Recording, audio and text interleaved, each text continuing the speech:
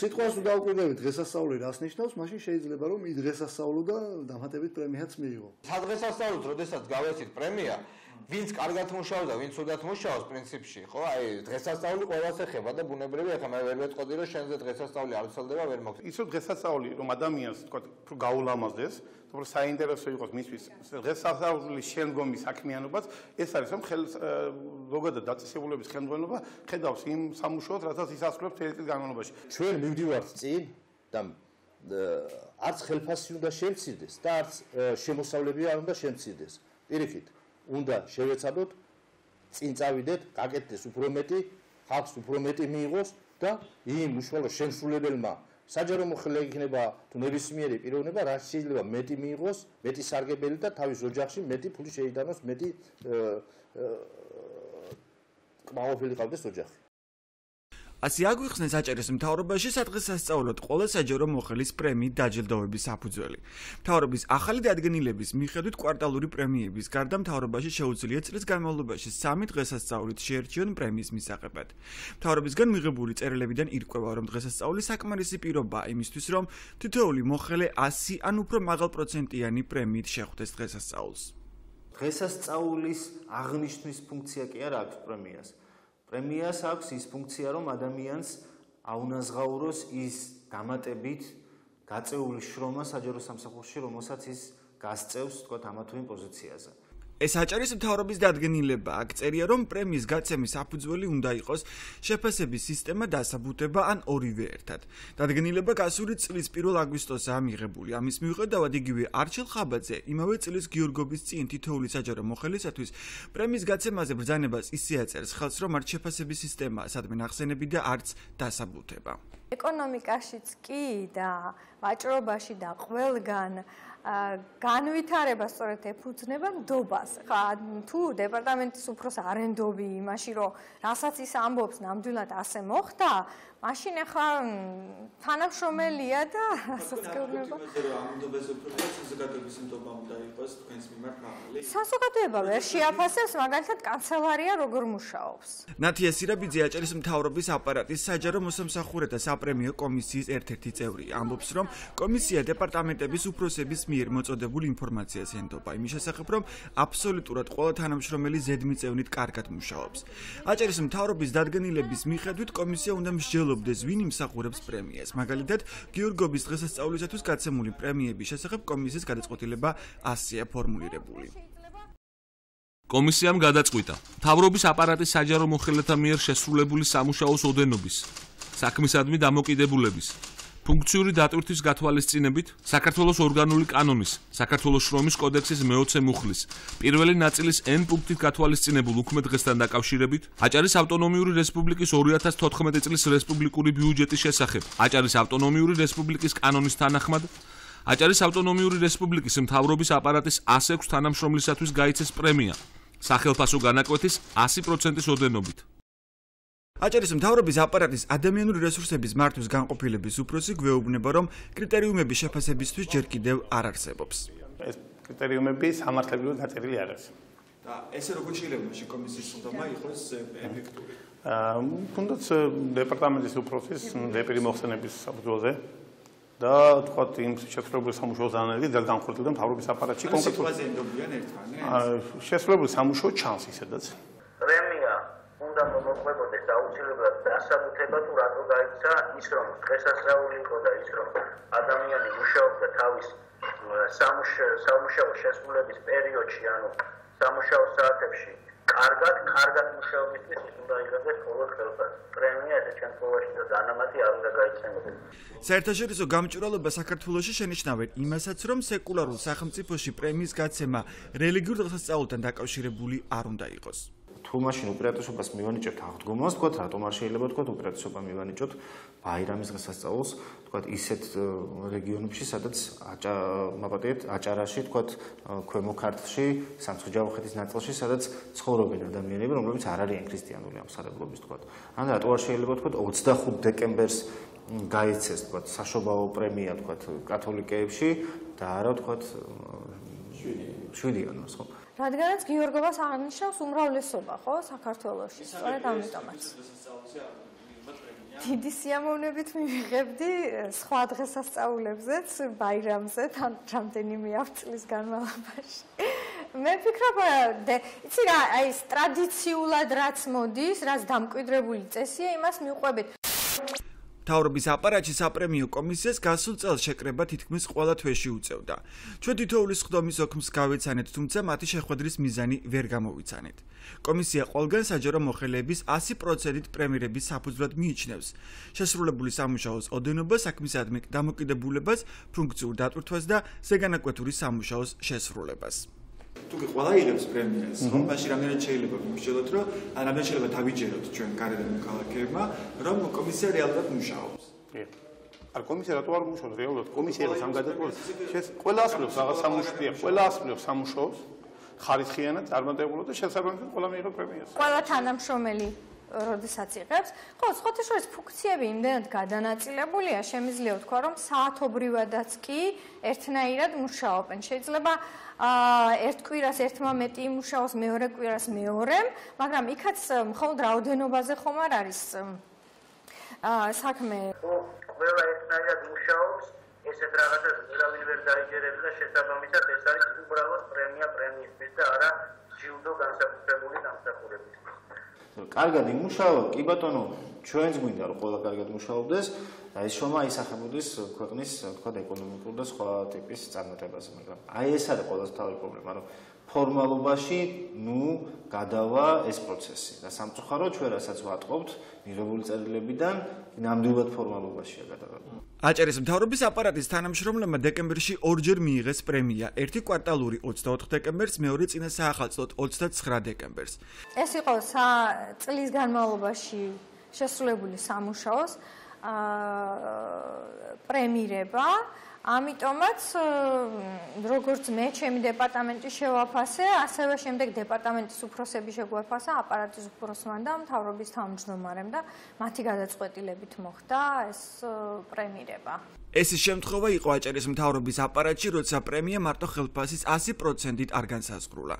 გაურკვეველი დარჩა მეტნაკლებობის საფუძველი. თვეში ორჯერ მიღებული პრემიის შედეგი იყო ის, რომ თანამშრომლებმა ხელფასის 100%-ზე მეტი პრემია აიღეს.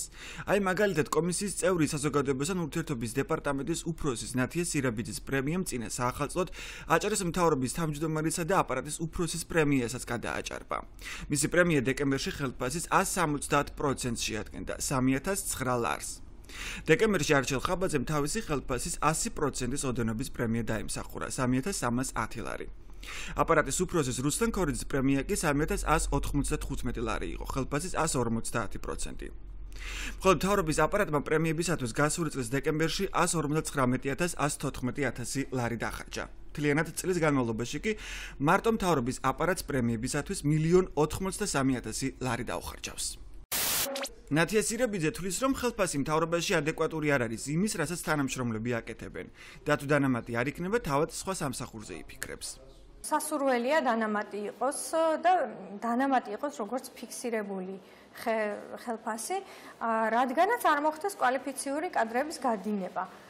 თუ კი მე არ მექნება გარანტია, რომ ის ბიუჯეტი, რომელიც მაქვს დაგეგმილი თვის განმავლობაში, ანუ ის შემოსავალი მექნება, რა თქმა უნდა, მეც კი ვიფიქრებ სხვა სამსახურზე. ხელფასის 100%-ს გადააჭარბა პრემიამ სამინისტროების შემთხვევაშიც. მაგალითად, განათლების სამინისტროში მინისტრმაც და მოადგილემაც ხელფასის 140% მიიღეს. არასოდეს პრაქტიკულად ამ სამინისტროში 100-ზე ზევით პროცენტით პრემია არასოდეს პრაქტიკულად არ გაცემულა, ერთი ახალ წელს იყო, მე მგონი ესეთი ფაქტი. ეს იყო წინა წელს თუ არ ვცდები 2013-ში თუ 12-ში იყო ზუსტად არ ვახ. 14-ში არ ავიღე 100%-ზე მეტი. მოისმინეთ მინისტრის მოადგილის კომენტარი მას შემდეგ, რაც 2 თვის წინ მიღებული 140%-იანი პრემია შევახსენეთ. ამ დავიჯერა ასეთი მაღალი შემოსავლები ასე მალე გავხსნებოთ საჯარო მოხელეებს. თქვენ სამაგეროდ გაქვთ ამის მონიტორინგის საშუალება. პრემიები კოლოსალური ციფრებით და დაუსაბუთებლად გაცემული ფულადი ჯილდო საჯარო უწყებებში განხილვის და კრიტიკის თემად რჩება. ოცნების ხელისუფლებამ რეგულაციები დააწესა ცენტრალურ დონეზე, რის შემდეგაც დადგენილებები აჭარის მთავრობამაც მიიღო. 2014 წლის 1 აგვისტოს დადგენილებით აჭარის მთავრობამ დაადგინა, რომ პრემია ხელფასის 100%-ს არ უნდა აჭარბებდეს და ის შეიძლება გაიცეს წელიწადში 7-ჯერ, 4-ჯერ კვარტალურად, ხოლო 3-ჯერ დღესასწაულის შემთხვევაში. ამავე დადგენილებით სიტყვა პრემია ამგვარადაა განმარტებული. პრემია აჭარის ავტონომიური რესპუბლიკის აღმასრულებელი ხელისუფლების დაწესებულებაში დასაქმებულ პირზე გაცემული შრომითი გასამრჯელო, რომელიც გაიცემა მის მიმართ დაკისრებული უფლებამოსილებების ზედმიწევნით და სანიმუშო შესრულებისთვის, ხანგრძლივი და კეთილსინდისიერი სამსახურისთვის, ან და განსაკუთრებული სირთულის ან მნიშვნელობის დავალების შესრულებისთვის. აჭარის განათლების მინისტრის მოადგილე მთავრობის ზოგიერთი სხვა წევრის მსგავსად არ მალავს იმას, რომ პრემიის გაცემის საფუძველი ძირითადად არის არა დამსახურება და განსაკუთრებული შემთხვევა, არამედ ის, რომ ხელფასი დაბალია. ხელფასი უნდა იყოს ცოტა ადეკვატური. და ეს ბოლო წლების ხელფასი არ იყო ჩემი აზრით ადეკვატური. 1950 ლარი. და ფიქრობთ, რომ ეს არ არის ადეკვატური ანაზღაურება დღევანდელი პედაგოგების ანაზღაურების პირობებში? მე ჩემი უშუალო პასუხისმგებლობის ქვეშ არის 10 მილიონის ხარჯვა. ამ შემთხვევაში პედაგოგის უზარმაზარ საქმეს აკეთებს, მაგრამ ის ფინანსურად 10 მილიონს ბუნებრივი არ ხარჯავს. ინდექსაცია არ არსებობს, რომ ვისაც თქვა 50 მილიონი აბარია ამდენი აქვს, 100 მილიონზე მე ორმაგდება, 500 მილიონზე ამდენი აქვს, მილიარდი. რეგიონალური განვითარების სამინისტროს სახელმწიფო ბიუჯეტიდან 1 მილიარდი ლარი აქვს გამოყოფილი. 100,000 ლარი შეიძლება იღებდეს ამ ლოგიკის თვეში. რეგიონალური განვითარების მინისტრმა ექნება დაახლოებით 5-6,000, ხო? ეს არ არის პირდაპირ კავშირში.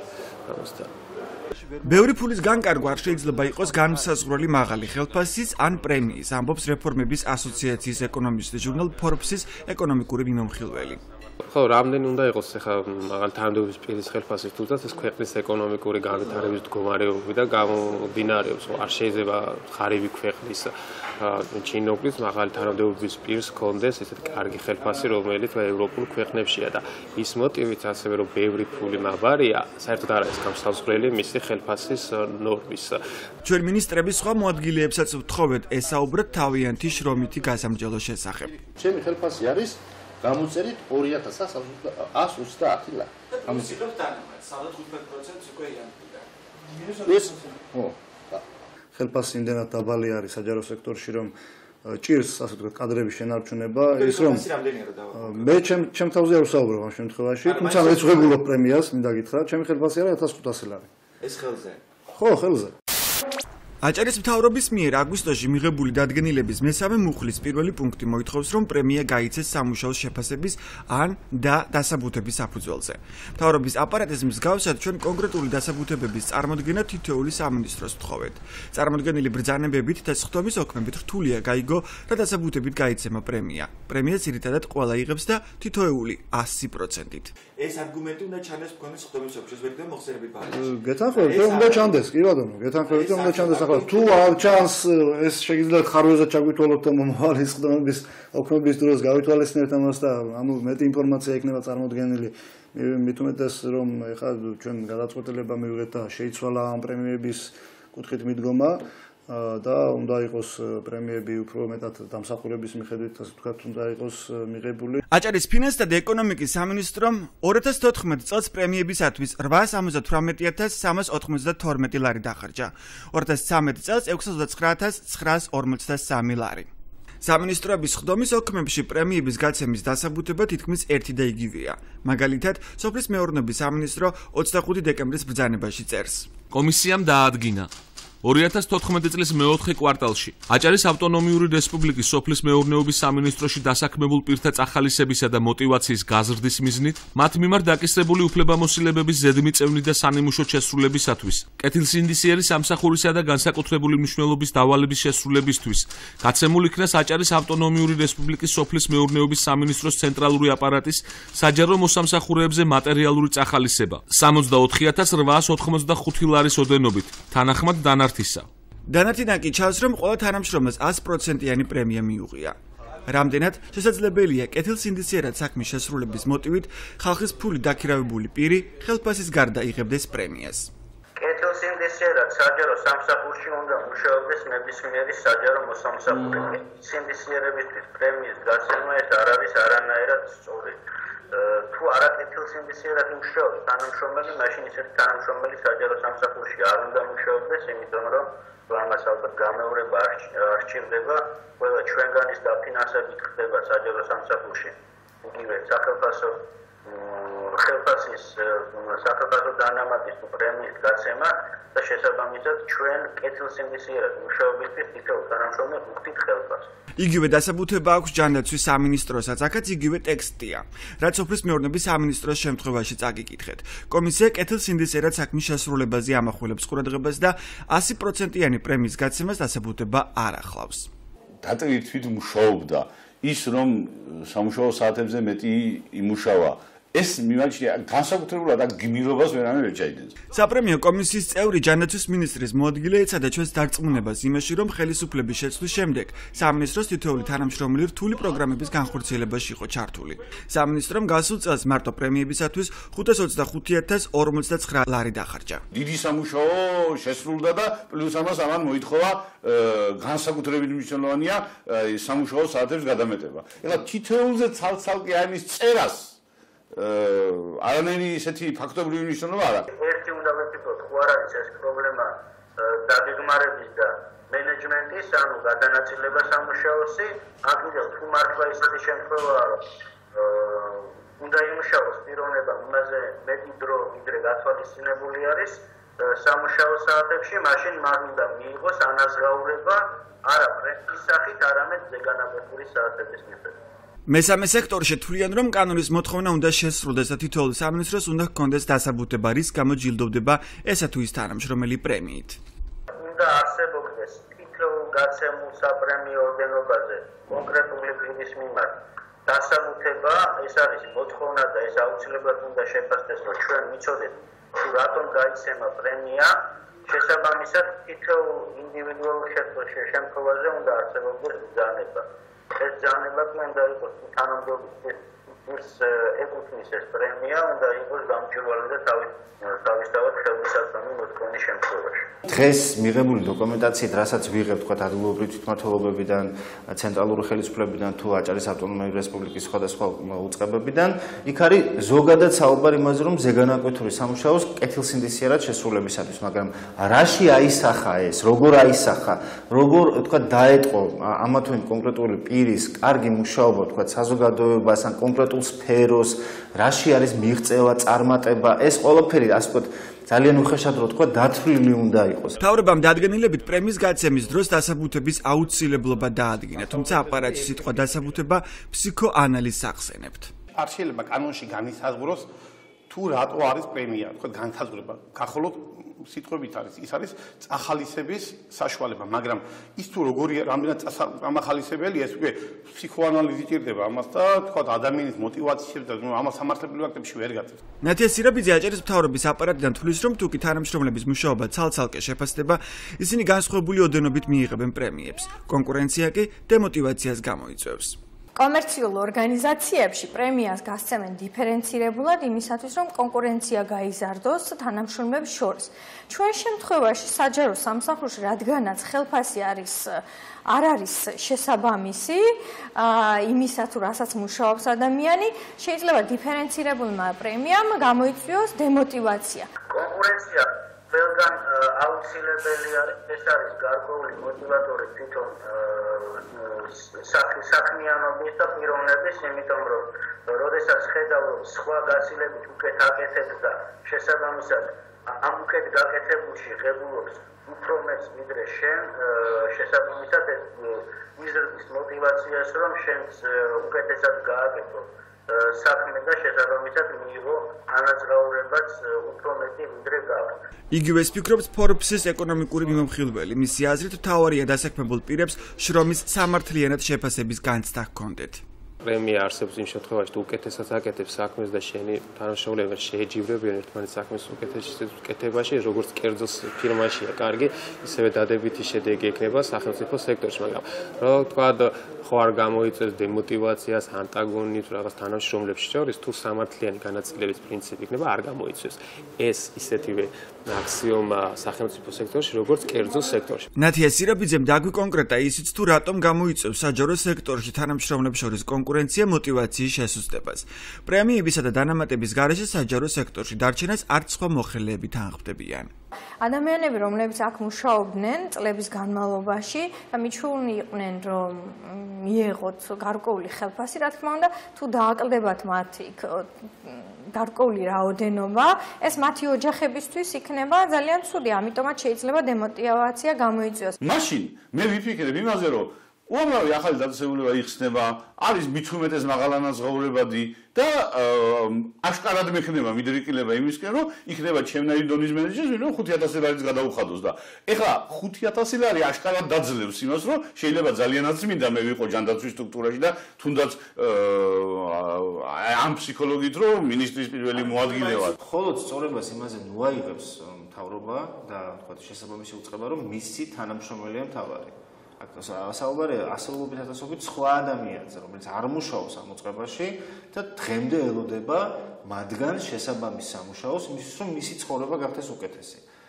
რეალურად ხო ეს არის დაქირავებული სტრუქტურა, რომელსაც მოქალაქე უხდის საკუთარი ჯიბიდან ფულს და ისე ნუ გამოვა, რომ პრივილეგირებულ მდგომარეობაში იყვნენ აბსოლუტურად ის ადამიანები, რომლებიც ხალხს უნდა ემსახურებოდნენ. 2014 წლის მონაცემებით საქართველოს საჯარო სამსახურებში საშუალო ანაზღაურება 1300 ლარი იყო. საბანკო სექტორის შემდეგ საჯარო სამსახურში მუშაობა ყველაზე მაღალ შემოსავლიანად ითვლება. მონაცემები Forbes-ის ჟურნალისტმა გაგვაცნო. 2014 წლის მდგომარეობით საქართველოს ყველაზე მაღალი ხელფასი იყო საფინანსო სექტორში, ეს იყო დაახლოებით 1500 ლარი, მეორე ადგილზეა სახელმწიფო მმართველობაში ხელფასები, დაახლოებით 1300 ლარი გამოდის თვეში და შემდეგ მოდის სხვა დარგების სოფლის მეურნეობა, ჯანდაცვა, განათლება თუ ასე შემდეგ. აქედან გამომდინარე დარგობრივ სტრუქტურაში სახელმწიფო მმართველობაში ხელფასები უკვე კონკურენტუნარიანია სხვა დარგებთან მიმართებაში. პრემიებზე საუბრის დროს სოფლის მეურნეობის მინისტრის მოადგილემ ჯერ გითხრა, რომ ყველა თანამშრომელი ერთნაირად ვერ მუშაობს და განსხვავება უნდა არსებობდეს. უნდა არსებობდეს განსხვავება და იდენტური, აბსოლუტურად იდენტური, არაფერი არ არსებობს და არ შეიძლება იყოს დაუშვათ თანამშრომელი იდენტური. ხო, ზოგი უკეთესად აკეთებს, ზოგი ცოტა უფრო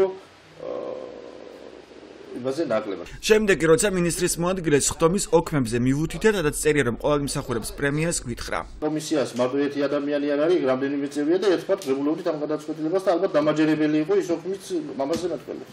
ეს დამაჯერებელია. დამაჯერებელია. ანუ ყველაზე მიზანი კარგავს და ყველა საკუთრებას დამაჯერებელსაც მძღოლსაც მინისტრის მოადგილეს. არ შეიძლება გათანაბრებას უყურებენ კომუნისტები და 70 მიუხედავად ვერ შეძლეს ამის განხორციელება, ადამიანის ბუნება არის მოწყობილი ისე, რომ არ შეიძლება ყველა ერთნაირად მუშაობდეს, ეს ფიზიკურად შეუძლებელი არის და პრაქტიკულადაც და თეორიულადაც წარმოუდგენელია, თუ ადამიანი ერთნაირად მუშაობს, მაშინ საერთოდ ვერანაირ განსხვავებას ჩვენ ვერაფერში ვერ დავინახავთ. როგორ შეიძლება თქვა 100 კაციან აპარატში ყველა ადამიანმა შეასრულოს სამუშაო ერთნაირი წარმატებით. ეს არის გამორიცხული. კონკურენციის ბუნება თავად საზოგადოებაში დევს და ნებისმიერ ადამიანში დევს და ყველა იმას ცდილობს, რომ სხვაზე უკეთ შეასრულოს სამუშაო იმისთვის, რომ თქვა დაიმსახუროს რაღაც ახალისება. 2013 წელს სოფლის მეურნეობის სამინისტრო მარტო პრემიებისათვის 351.516 ლარი დახარჯა. 2014 წელს ეს ციფრი 433.111 ლარამდე გაიზარდა. თუკი ყველა თანამშრომელი ყველა თვეში ისე მუშაობს, რომ პრემიას იმსახურებს, რაც განიხილავს კომისია, რომლის წევრები მინისტრების მოადგილეებიც არიან. კომისიას ის დანიშნულება აქვს, რომ აი ის ზედმიწევრით მათი შრომა შეაფასოს. მაგრამ თუ ყველა თვეში კარგად დასწრებს, ყველაფერს მაშინ ნუ თუ რატო კომისია ყველა თვეში აფიქსირებს, ყველა კარგად მუშაობს და თუ ვინმე შესაძლებელია, ვინმე არ იმუშაო, კარგად და განიხილოს, რომ ის არ მუშაობს, და ამიტომ ამ თვეში ცოტა დაუყურო. ასეთ შემთხვევა არ ქონია. არ ქონია. გამონაკლისი აჭარის განათლების სამინისტრო აღმოჩნდა.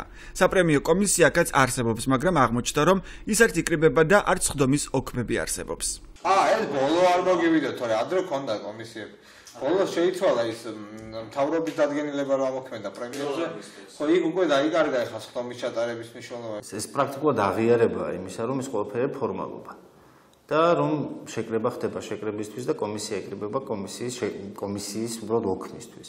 2014 წელს განათლების სამინისტრო მარტო პრემიებისათვის 482.807 ლარი დახარჯა. რის მიხედვით გასცა განათლების სამინისტრომ პრემიები მინისტრის მოადგილემ მთავარი აქცენტი გააკეთა იმაზე, რომ უწყებაში შესულ აუდიტის სამსახურს შენიშვნები არ ჰქონია.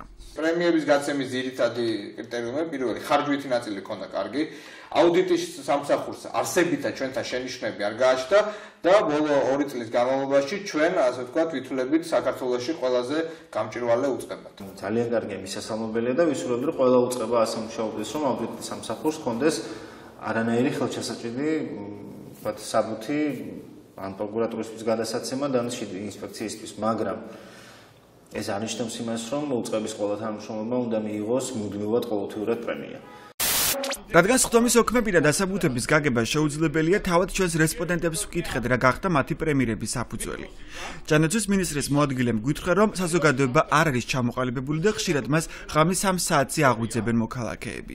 არ იცის, არ არის ჩამოყალიბებული და პროგრამებს არ იცნობს და ძალიან ძნელია დღეს ჩვენთან დაუშვათ ყავდეს ის საზოგადოება, რომელიც კარგად ერკვევა ყველაფერში, ჩემი ნომერი რო წერია რესპუბლიკურ საავადმყოფოში და ბევრ საავადმყოფოში, რომ თუ ვერ გაერკვიეთ დარეკეთ ამ ნომერს, რომ ღამის 3 საათზე შეიძლება ვერ აუხსნა კიდევაც. და იზოლებული არ მივიდე და დავაკვალიან. თუკი შუაღამისას ვაწუხებთ მინისტრის მოადგილეს, ეს ხომ არ ნიშნავს იმას, რომ თავად მინისტრის მოადგილე არათუ პრემიას იმსახურებს ღამით გაღვიძებისთვის, არამედ ვერ ეკეთებს სათანადოდ საქმეს, რადგან სამინისტრო არსებობს იმისთვის, რომ შექმნას სისტემა. იმიტომ არჯერა კლინიკის საზოგადოება ესეთი ჩამოყალიბდა, რომელსაც მე და თქვენ 4 დღეში ვერ შევწვით. არა, საზოგადოება რატო ჩამოყალიბდა? მიზეზად ხო არ ყალიბდება არაფერი. ხო საზოგადოებას რატო შეიძლება? მე ესეთი საზოგადოება დამხვდა. კლინიკების ესეთი საზოგადოება დამხვდა. ესეთ კონკრეტული შემთხვევების არსებობა და იქ მისი ჩართვის აუცილებლობა ნიშნავს, რომ სისტემა ვერ მუშაობს. მაშინ რას აკეთებს ჰოსპიტალის მენეჯმენტი თქვა? რას აკეთებს თქვა შესაბამისი სამსახური ჯანდაცვის სამინისტროში? რატომ არის საჭირო მინისტრის მოადგილის გასვლა ადგილზე და არა თქო სხვა რატო ვერ აგვარებს და რამდენად შეიძლება ეს ასე მოხდეს, ხო? თუ დღემდე ასე არის, მაშინ საერთოდ როგორ მუშაობს სისტემა? კომისიის წევრი მინისტრის მოადგილე იოსებ აბულაძე არ გვეუბნება, რატომ დაიმსახურა პრემია. პრემია ავიღე იმის გამო, რომ კომისია მიიღო ეს გადაწყვეტილება. კომისია იღებს იმ გადაწყვეტილებას, რაც მე მეკუთვნოდა. რატომ იღებს? ხო იცით? იმიტომ რომ კომისია მიიღო ეს გადაწყვეტილება. კომისიაში თქვენ ხართ. მეც ვარ ჩემს გარდა 9 კაცია. რატომ დაიმსჯერა კომისია? კომისია მიმსჯერა და მე გადაწყვეტილება რომ ჩემთვის მოეცა პრემია. ხო, მე ვერ ვნახე დასაბუთება კომისიის გადაწყვეტილებას. ალბათ კარგად ვერ ჩახედეთ. დასაბუთება. მაშინ აჩვენეთ თქვენ. კომისიას მიმართეთ და კომისია გაჩვენა. მინისტრის მოადგილეს ჩვენ სოფლის მეურნეობის მძიმე რეალობა შევახსენეთ. ისიც რომ ბოლო მონაცემებით საქართველოსდან ექსპორტის მაჩვენებლები 20%-ით შემცირდა. თუ რაღაცა ნეგატიურად გინდათ დახატოთ, ციფრები სხვა რამის გვეუბნება, რეალობა სხვა რამის გვეუბნება, ხალხი სხვა რამის გვეუბნება. აჭარის მთავრობამ შრომის ანაზღაურებისათვის კიდევ ერთი რეგულაცია შემოიღო. ამ განკარგულებას არჩილ ხაბაძე 2015 წლის 21 იანვარს მოაწერა ხელი. განკარგულებით საჯარო მოხელეებისათვის დანამატების ზედაზღვარი განისაზღვრა. მთავრობის თავმჯდომარე, მინისტრები, მათი მოადგილეები, მრჩევლები და დეპარტამენტების უფროსები ხელფასის 75%. სამსახურის უფროსების დანამატი ხელფასის 60%-ით განისაზღვრა. განყოფილების უფროსები ხელფასების 50%-ს მიიღებენ, ხოლო მთავარი და წამყვანი სპეციალისტები ხელფასის 40%-ს. განკარგულების ამოქმედებისთანავე აჭარის ფინანსთა და ეკონომიკის მინისტრმა თქვა, რომ მინისტრები და მაღალი თანამდებობის პირები ზემოთ ჩამოთვლილი დანამატების გარდა პრემიებს აღარ მიიღებენ. ახალი რეგულაციის მიხედვით პრემიებს ვეღარ აიღებენ მინისტრები, მათი მოადგილეები და უფლებამოსილები დანიშნული პირები. ზეგანაკვეთზე შრომის ანაზღაურება დანამატით დარეგულირდა. მინისტრის ზეპირი დაპირების მიუხედავად საერთაშორისო გამჭვირვალობა საქართველოში მთავრობის დადგენილებაში სპეციალურად დატოვებულ ხვრელებზე ამახვილებენ ყურადღებას. განკარგულებით არაა აკრძალული იგივე დავით ბალაძემ ხელფასის 75%-იანი დანამატის გარდა პრემიაც მიიღოს. პირველი ხვრელი ის არის, რომ 2014 წლის 1 აგვისტოს და 2015 წლის 21 იანვრის დადგენილება და განკარგულება არ გამორიცხავს იმას, რომ მინისტრთა კაბინეტის თავმჯდომარე, მთავრობის თავმჯდომარე და მინისტრებმა აიღონ როგორც დანამატი ისე ხელფასი და პრემია. ეს არის ერთ-ერთი ყველაზე დიდი ხვრელი და მეორე მომენტი ის არის, რომ თავად დანამატების სისტემასთან დაკავშირებით არ არის განსაზღვრული, ეს არის ყოველთვიურ დანამატზე საუბარი თუ თქვა კვარტალში ერთხელ ან ორჯერ. დავით ბალაძის უწყებაში გვითხრეს, რომ ეს ხვრელი არ არის, გამოეპარათ. ხვრელი არ არის, როგორც კანონის წერის დროს არის რაღაცა რომ გამოიპარება, ისეთ შემთხვევაში ჩავთვალოთ ეს გამოპარება. მინისტრის საჯარო დაპირების მიუხედავად მისი მოადგილე არ გამორიცხავს, რომ დანამატის პარალელურად შეიძლება პრემიაც მიიღოს. აღარ იქნება მიზანშეწონილი რომ პრემია ავიღოთ, თუმცა რაც ნახოთ მოვალ გვიჩვენებს ამოხდება. მე არ მინდა ველაპარაკო იმაზე რომ თქვათ მე შეიძლება არ ავიღო, მაგრამ ვიღაცამ აიღოს და თქვათ მე რომ თქვენ რახან თქვით და ეხლა რატომ ღებულობს და პრემიას აღარ ავიღებ, სავარაუდოდ. სავარაუდოდ რატო? ნუ რა ვიცი, ახლა თუ ხელმძღვანელი ჩათვლის რომ მე პრემია მეკუთვნის, ეს ხელმძღვანელის გადაწყვეტილება იქნება. განკარგულება, რომ დანამატების პარალელურად პრემიის აღებას არ გრძელავს, ეს კარგად იცის სოფლის მეურნეობის მინისტრის მოადგილემაც. მინისტრის მოადგილე თანაშემწევლი იმას პრემიები სავარაუდოდ აღარ გაიცემა, თუმცა კანონი ამას არ გძალავს, იმ კანონში არ არის ცალსახად გაწერილი. რამ შეუშალა ხელი აჭარეს მთავრობას მის მიერვე მიღებულ გადაწყვეტილებაში ჩაეწერა ის, რაც დავით ბალაძემ ზეპირად თქვა. ანუ მაღალი თანამდებობის პირებისათვის პრემიის გაცემის უფლება შეეზღუდა. ეს აქტი საქართველოს მთავრობის ნორმატიული აქტი შესაბამისად გადაწყვეტილება მიიღო საქართველოს მთავრობამ და ჩვენ შეგვიძლია განსხვავებული გადაწყვეტილება იმ ფარგლებს ვერ გავცილდებოდით, რა ფარგლებიც დაადგინა საქართველოს მთავრობამ. ასე არ ფიქრობენ ინფორმაციის თავისუფლებისა და განვითარების ინსტიტუტში. უნდა იყოს კონკრეტულად გაწერილი, რომ დანამატი გაიცემა ამის პირ და ამ მიზნით, ხო? იდეა ეს არის.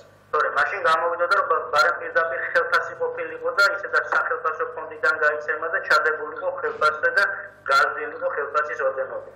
ეს იქნებოდა უფრო ადეკვატური და სწორი რომ გაგვეზარდა ხელფასები და ვცოდნოდა რომ ამდენი არის ხელფასი და ამის იქით არავინ არაფერს არ იღებს. რა შეცვალა აჭარის მთავრობის მორიგმა რეგულაციამ, ჩვენ აჭარის მთავრობიდან საჯარო ინფორმაცია გამოვითხოვეთ. ამ ციფრები დასტურდება ის, რასაც ეჭვობდნენ მესამე სექტორში. დანამატი ყოველთვიურად გაიცემა მაქსიმალური ოდენობით და დანამატს იღებს ყველა. განსხვავებას დანამატს და ხელფას შორის, უბრალოდ ეს მგონია, რომ უფრო არ ყვირის, ესე რომ თქვა დანამატს იღებს და რომ თქვა რა ხელფასები გაეზარდა, ან პრემიები გაეზარდა, ეს სიტყვები, როდესაც ადამიანის უფრო ყური შეჩვეული ხელფასია მაღალი, პრემია მაღალი და დანამატი სხვანაირად ესმით და ამიტომ ვფიქრობ, რომ უფრო სამართლიანი იქნებოდა, ან ხელფასის ნაწილში იყოს ეს ასახული, ან როგორც თქვი პრემიები არა ფიქსირებულად დანამატის სახით იღებდეს ყოველ თვეში, იყოს შესრულებული საქმიანობის შედეგებზე მიმული. მიიღებენ თუ არა პრემიებს ისევ მაღალი თანამდებობის პირები კვარტალის ბოლოს გახდება ცნობილი. დაზუსტებით ერთი რამის თქმა შეიძლება. რომელიმე მათგანმა პრემია რომც არა იყოს, მაინც გაცილებით მეტი გამოვა მაღალი თანამდებობის პირების გასამრჯელო ვიდრე ეს გასულ წელს იყო. მაგალითად, მინისტრი ან მისი მოადგილე ახალ რეგულაციამდე დანამატს არ იღებდა. მას შეეძლო პრემია მიიღო კვარტალში მაქსიმუმ 2 ჯერ. კვარტალის ბოლოს და დღესასწაულზე. რაც ხელფასის 200% შეადგენდა. 21 იანვრის შემდეგ კი მაღალი თანამდებობის პირები ყოველთვიურად იღებენ დანამატს ხელფასის 75%-ის ოდენობით, რაც კვარტალში ხელფასის 225%-ს შეადგენს. გამოიწვევს თუ არა მინიმუმ 25%-იანი მატება საჯარო სამსახურების ბიუჯეტში სახელმწიფო ფონდის გაზრდას. ფინანსთა სამინისტროში გვარწმუნებენ, რომ სახელმწიფო ფონდის გაზრდის აუცილებლობა არ დგას. წლის განმავლობაში ეკონომიები იქნება, ანუ თქვა შეიძლება ვიღაცა თანამშრომელი წავიდეს იმ ადგილას არ დაენიშნოს და შესაბამისად ეკონომიების საფუძველზე მოხდება ამ ყველაფრის გადაანაწილება.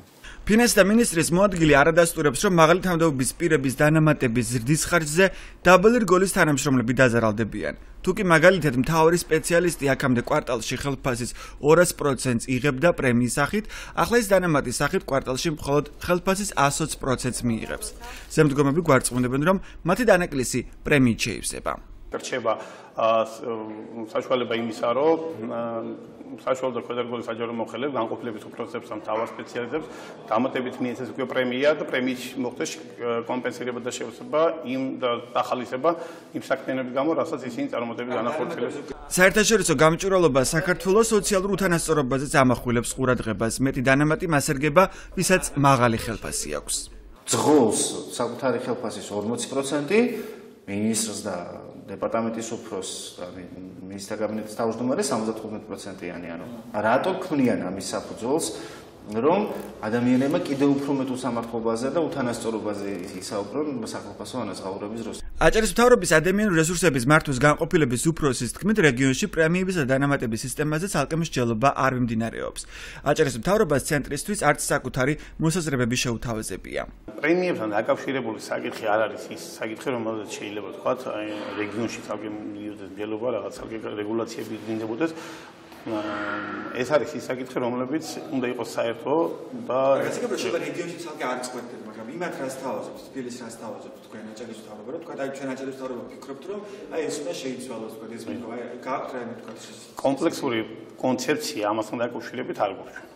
რა შეიცვალა აჭარის მთავრობის ახალი რეგულაციებით, მესამე სექტორში თვლიან, რომ ხელისუფლება რადიკალურ ცვლილებებს პრემიების საკითხზე მოერიდა.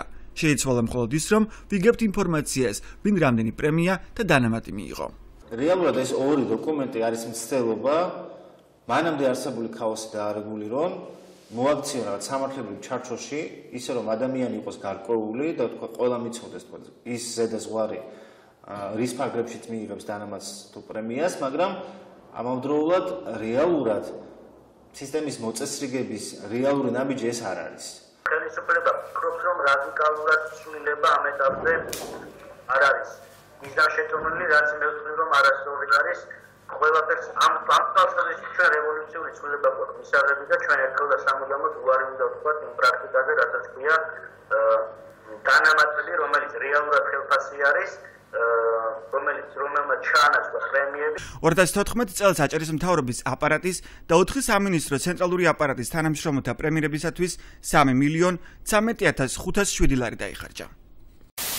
2012 წელს ეს თანხა იყო 2.538.000, 2013 წელს იყო 2.870.000, 2014 წელს არის 3.074.000. ზრდის ასეთი ტენდენცია ბათუმის მერიას აქვს. ბათუმის მთავრობაში პრემიების და დანამატების გაცემის კონკრეტული რეგულაციები არ არსებობს. შესაბამისად, მოქმედი თუ ყოფილი მერები, მათი მოადგილეები და მაღალი თანამდებობის პირები ბიუჯეტიდან ჯილდოდ იმდენს იღებენ, რამდენსაც თავად ჩათვლიან საჭიროდ. საერთაშორისო გამჭვირვალობა საქართველოს იურისტი მაღალი თანამდებობის პირების 2 წლის განმავლობაში აღებული პრემიების ციფრებს გვისახელებს. ჯემალ ანანიძე 2012-13 წლებში 49.106 ლარი პრემიის და დანამატის სახით. გიორგი ერმაკოვი 2014 წელს 36.616 ლარი ვთქვათ.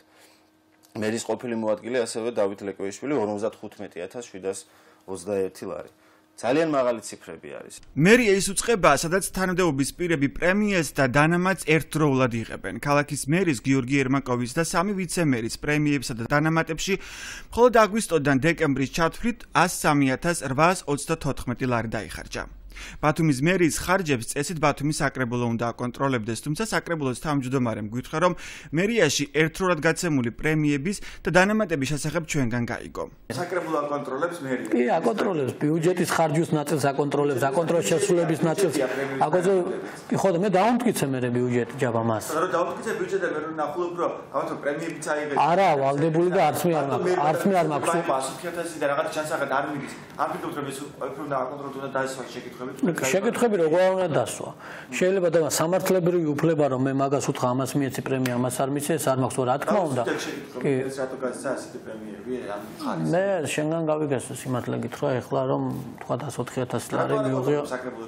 რა გაცილებით უფრო მეტი მნიშვნელოვანი საკითხებია მე ვფიქრობ ქალაქისთვის, რომელიც ჩვენ უნდა ვაკონტროლოთ. თავად ირაკლი ჭეიშვილის ხელფასი 2750 ლარია. მას შემდეგ რაც საკრებულოს თავმჯდომარე გახდა, ყოველთვიურად პრემიის სახით ხელფასის 50% იღებს 1375 ლარს. წინა საახალწლოდ კი საკრებულოს თავმჯდომარის პრემიამ 4125 ლარი შეადგინა, ანუ პრემიის სამმაგიოდენობა. ეს რო სხვა შემთხვევაში კეთდებოდეს, ეს იყოს ყოველთვიურად, ყოველ კვარტალში დაწესებული, მე ვფიქრობ, ეს არ იქნებოდა სწორი ფორმა და ეს იყო ესე და არ არის სწორი ფორმა. მე და არ იყო სწორი ფორმა და იმიტომ გავაუქმეთ ჯაბა. რაც შეეხება ახალ წელს, რაც შეეხება ამ ნაწილშიც თუ იყო სხვადასხვა კითხვები იყო, ამ შემთხვევაშიც გადაიხედება და შესაბამისად მე ვიღებთ გადაწყვეტილებას და თუ ეს მიუღებელია, რა თქმა უნდა, არ მოხდება არანაირი პრემიის გაცემა სამაგიოდენობის მეთომეტეს. თავმჯდომარე გამონაკლისი არ ყოფილა. გასული წლის დეკემბერში პრემიის სამაგიოდენობა მიიღო თავმჯდომარის მოადგილე ირაკლი ჩავლეიშვილმაც 3075 ლარი. სამაგი პრემიები დაინაწილეს ასევე კომისიებისა და ფრაქციების თავმჯდომარეებმა. საკრებულოს თავმჯდომარე მოცემულების გამართლებას იმით ცდილობს, რომ თანამდებობის პირები საკრებულოში თანამდებობრივი უფლებამოსილების თანხას 1200 ლარს აღარ იღებენ. ის პერიოდი იყო, როცა უფლებამოსილების ხარჯები შეუმცირდა, ესე ვთქვათ, გაუუქმდა საკრებულოს დეპუტატებს და იმიტომ გადავწყვიტეთ, რომ მიგვეცა სამაგიოდენობის პრემია, ანუ ის 1200 ლარი, დიახ. ბათუმის საკრებულომ და მერიამ ბოლო 2 წლის განმავლობაში დანამატებსა და პრემიებში 9.491.695 ლარი დახარჯა. საკრებულოს თავმჯდომარე ამბობს, რომ რეგულაციებს უახლოეს მომავალში მიიღებენ და მახიჯი პრაქტიკა შეიცვლება. 50%-იც გადაიხედება. ჯაბა, მაგ საკითხზეც მუშაობთ, 50% უნდა იყოს დეპუტატმა, დიფერენცირებული უნდა იყოს თუ საერთოდ არ უნდა ავიღოთ. თავარი რომ მოვედით, არაფერი მოგვიმატებია აბსოლუტურად. ნამდვილად დაიღალა ადგილობრივი მოსახლეობა და აუდიტორია, რომელიც თქვენ გიყურებთ, იმის მოსმენით, რომ საჯარო მოხელეებმა ამდენი და ამდენი აიღეს თქვა პრემიის და დანამატის სახით, მაგრამ ჩვენ სამწუხაროდ მუდმივად გვიწევს ამაზე საუბარი, იმიტომ რომ არ იცვლება ეს სისტემა. ჯერჯერობით კი ოფიციალური მონაცემებით თბილისის შემდეგ ბათუმი მეორე ადგილზეა. პრემიების სიდიდით.